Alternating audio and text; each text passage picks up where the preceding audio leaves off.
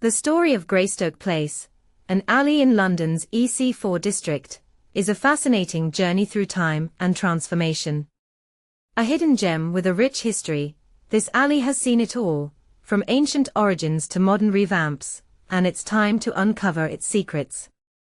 Dating back to the mid-1600s, Greystoke Place has stood the test of time, witnessing the evolution of its surroundings.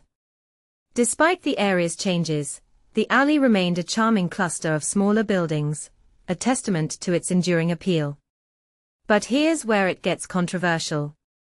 World War II brought destruction, with a bomb flattening the entire site.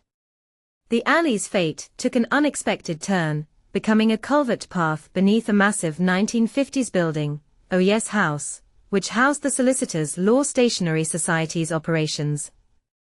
In the 1970s, a twist of fate occurred.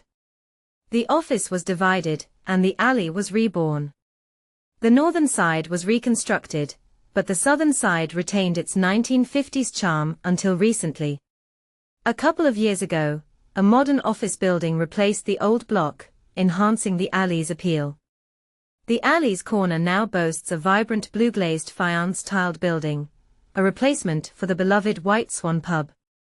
The designers thoughtfully widened the alley alongside the pub's former space, creating a delightful outdoor area for patrons to enjoy the fresh air and a much-needed smoke break.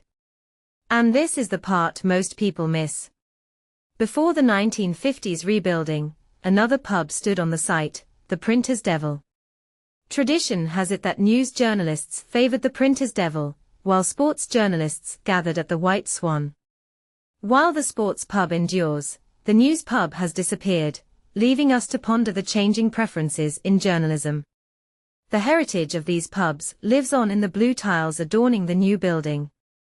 Small printers' marks and pub signs are embossed into the tiles, a subtle nod to the area's past. A helpful stone plaque on the floor explains the significance of these marks, ensuring visitors can appreciate the historical context. The list of pubs and their legacies includes the Fetter Lane Falcon, the Vintner Arms, the White Swan, Gulliver's Travels, and the Printer's Devil.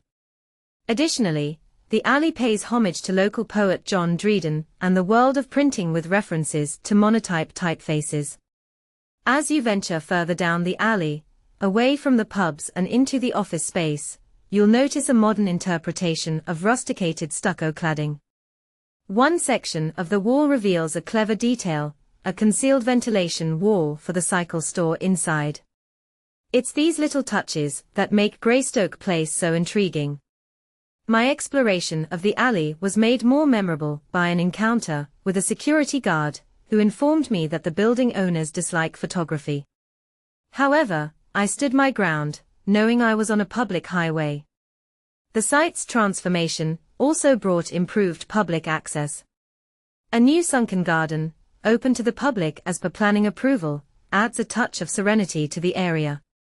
It's a well-hidden gem, a delightful addition to the neighborhood. There's also a column adorned with quotes, and a nearby metal plaque reveals the authors of each quote. A thoughtful touch, indeed. Despite all these revelations, the mystery of Greystoke Place's name remains unsolved. Why is it called Greystoke Place? That, my friends, is a question for the ages. What are your thoughts? Do you have any theories about the alley's name? Feel free to share your insights and opinions in the comments below.